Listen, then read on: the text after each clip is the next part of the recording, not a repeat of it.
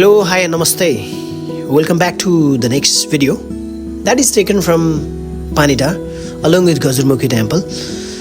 हामी चाहिँ आज ठ्याक्कै पानीटारको यात्रा सँगसँगै गजुरमुखी यात्रामा छौँ। सोही यात्रामा कैद भएका तस्बिरहरू, कैद भएका दृश्यहरू तपाईहरूलाई देखाउन खोजिरहेका छौँ। यो देखिरहनु भएको तस्बिर दृश्य भने इलाम बजारको हो। अहिले हामी ठ्याक्कै इलाम बजारमा इलाम बजारको अस्पतालतिर जाँदैछौँ।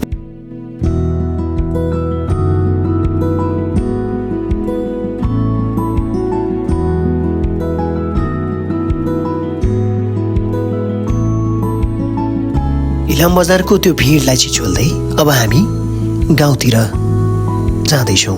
एकदमै हिलाम्मे बाटो, एकदमै जोखिमपूर्ण यात्रा, सँगसँगै मजा पनि थियो।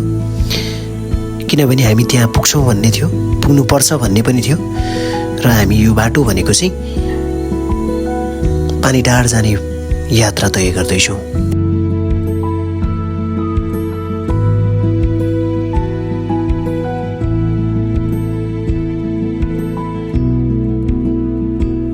एकदमै चिप्लो अनि हिलाम्मे बाटोमा हामी हाम्रो यात्रा तय गर्दैथ्यौँ। हामी अगाडितर्फ लाग्दैथ्यौँ।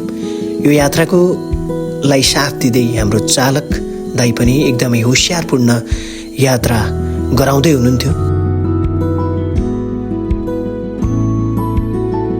एकदमै मजा, तर पनि अलिकति चिन्ताजनक बाटो, एकदमै हिलाम्मे बाटो, चिप्लिन्छ कि भन्ने डर। तर पनि हामी यात्रा तय गर्न तयार थियौँ, किनकि हामीलाई पुग्नु थियो पानीटार।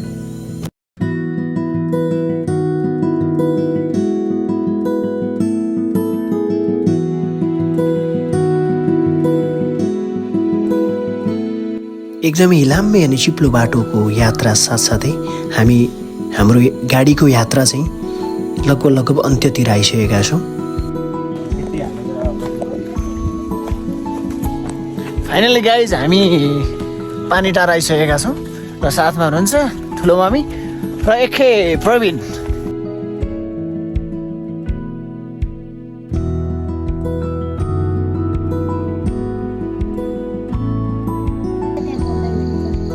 गाह्रो छ आफन्त नचिन्दा नि, अक्वर्ड सिचुएसन भइसक्यो हाम्रो गाइज। आफन्त नचिन्दा नि गाह्रो छ। अलिकति उकाली अनि अलिकति ओह्रालीको साथसाथमा हाम्रो यात्रा निकै अगाडि बढ्दै थियो। सोही बढ्ने क्रममा केही बगानमा काम गर्ने हुने दिदीहरूसँग गफ गर्दै गर्दै गर्दै हाम्रो यात्रा अब आमा घरतिर जाँदैछ।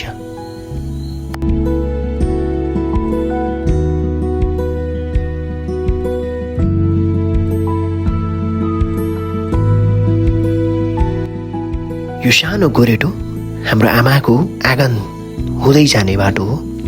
अब केही समयमा हामी हाम्रो आमासँग गफ गर्दै। यो खाल चाहिँ 60 रुपियाँमा, यो खाल तपाईँ देख्न सक्नुहुन्छ। यो खाल चाहिँ 60 रुपियाँमा किनेको। ल 60 रुपियाँ एउटा चक्लेट आउँदा झापामा यहाँ जग्गा आउँछ। केही भलाकुसारीको साथमा हामी त्यो रात त्यहीँ बस्यौँ र खानासाना खाएर फेरि बिहानको यो यात्रा भनेको चाहिँ गजुरमुखीको यात्रा हो। काम खोज्दै हिँडेको भाइ? कहाँ काम के छ? मिस्त्री सिस्त्री गर्न आउँछ के आउँछ? त्यही गर्नु पर्यो है। कहाँबाट आएको? ए यतैको हो।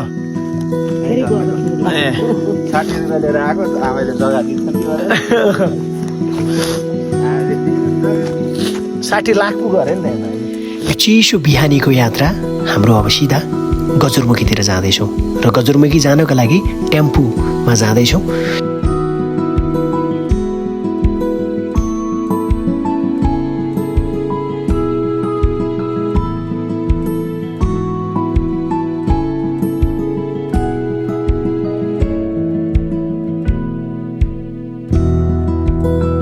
अब केही समयको टेम्पूको यात्रा हामी स्थगित गर्दै देउमाई खोलातिर लाग्दैछौँ र हामी त्यो देउमाईमा नुहाउँदै आफ्नो शरीरलाई पखाल्दै अनि मात्र हामी मन्दिरतर्फ लाग्नेछौँ। यो चिसो मौसममा यो माईको खोलामा हामी हाम्रो शरीरलाई डुबुल्की मार्दै थियौँ एकदमै चिसो पानी, स्वच्छ हावाका साथमा हामी डुबुल्की मार्दै मार्दै मार्दै र यहाँ के पनि मान्यता छ भने यहाँ पखालिएर गएको शरीरले पूजा गर्नुपर्छ भन्ने मान्यता छ र सोही मान्यता अनुसार हामीले हाम्रो शरीरलाई पखालेका हौँ र केही पूजा आराधनाको साथमा हामी फेरि अब मन्दिरतिर गजुरमुखीको मन्दिरतिर लाग्नेछौँ। Stay tune.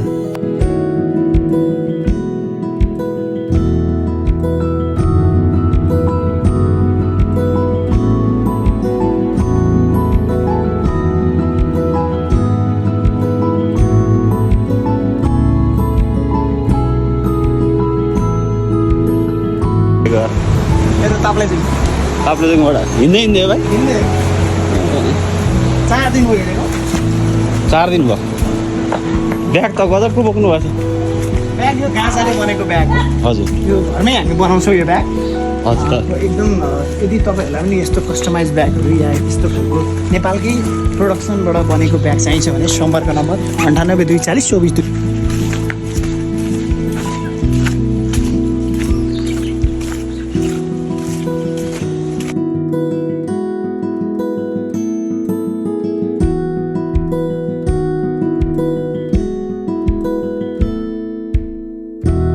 एकदमै जोखिमपूर्ण यात्रा फेरि पनि हामी तपाईँलाई देखाउँदैछौँ।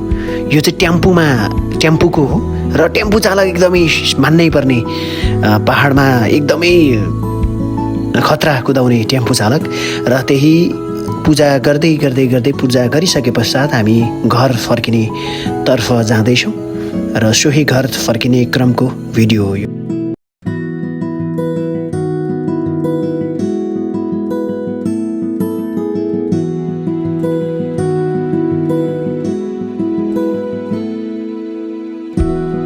र त्यो टेम्पूको बसाइ हल्लाइ एकदमै गाह्रो थियो।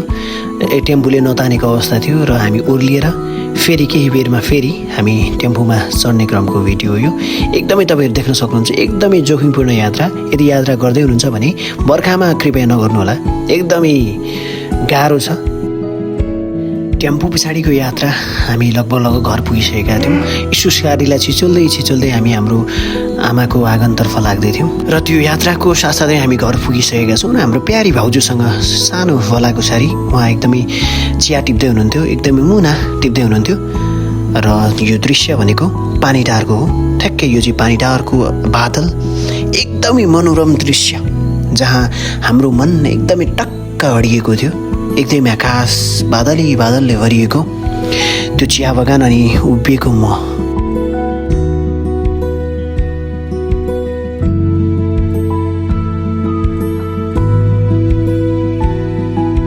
अब चाहिँ ठ्याक्कै झन्डातर्फ जाँदैछौँ।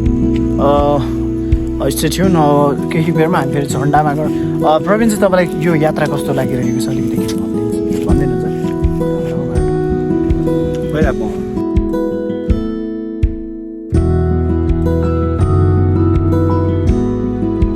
तपाईँहरू देख्न सक्नुहुन्छ हामी अहिले पानीटार आइसकेका छौँ। मन्दिरको दर्शन, गजुरमुखीको दर्शन पछाडि हामी चिया बगानको मनोरम दृश्य कैद गर्नका लागि समयको घुमाइ पश्चात हामी फेरि पुनः घर गएर एकदम भोक लागेको अवस्था थियो। अनि भोक लागेको अवस्थामा एकदमै हरियो मकै आगोमा पोलेर हामीले खाजा पनि खायौँ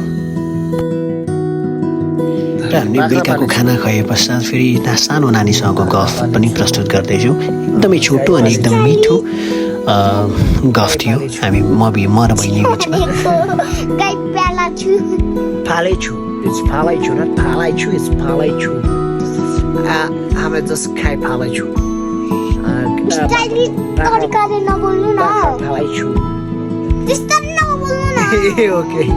र रातिको त्यो गफ अनि बिहानको यो आमाको आशीर्वादको साथमा हामी आशिष लिँदै हाम्रो यात्रालाई अगाडि बढाउँदै थियौँ। त्यो हो हामी घर फर्काइदै थियौँ। अब पानीटारदेखि झापा घर फर्काउँदै थियौँ आमाको आशीर्वादको साथमा। हामीले यात्राको क्रममा समेट्न सक्ने यात्राको भिडियोहरू सबै हामीले प्रस्तुत गर्दै यहाँ समावेश गरेका छौँ। कृपया अन्तिमसम्म साथ दिनुहोला। पानीटारको लामो हिँडाइपछि एउटा गन्तव्य हामी उकाल्दैछौँ। जहाँबाट चाहिँ पानीटार पुरै देखिन्छ भन्ने विश्वास छ। यही विश्वासका साथ हामी पनि माथि जाँदैछौँ। Stay tune guys. यस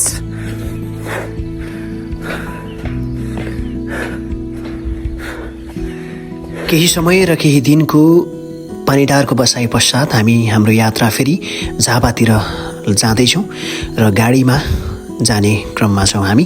र यो गाडीमा एकदमै सुमधुर आवाजको साथमा यो गाना एकदमै घन्किरहेको छ। यो यात्रा पनि सायद नै एकदमै रमाइलोपूर्ण हुन्छ। र हामी यो यात्रा भनेको चाहिँ छठमा हामीले फेरि अहिले भिन्न तरिकाको यात्रा गरिरहेका छौँ।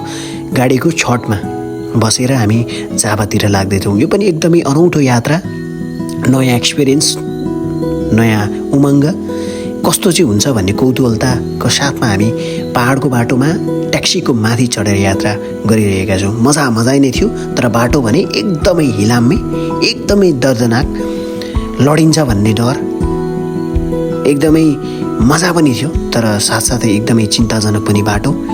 एकदमै कुनै ठाउँमा गाडी भाँसिएको अवस्था पनि थियो, तर पनि ड्राइभरको सिपले गर्दाखेरि हामी राम्ररी नै यात्रा सफल र चिसापानी हुँदै यो यात्रा झापातिर लाग्दै थियो। चिसापानी पश्चात हामी दानाबारी निस्किने क्रममा छौँ र यो पुल भनेको दानाबारीतिरको पुल हो। केही समयको त्यो गजरमुखीको बसाई र पानीटारको बसाइको साथसाथमा हाम्रो गन्तव्य पनि अन्त्यतिर आइसकेका छौँ। सबैलाई धन्यवाद दिँदै हामी पनि यस भिडियो मार्फत, यही भिडियो सँगसँगै यो चिया बगानको साथसाथै यो स्वच्छ हावाको साथसाथै हामी पनि बिदा हुन चाहन्छौँ। हस्त, नमस्ते, धन्यवाद।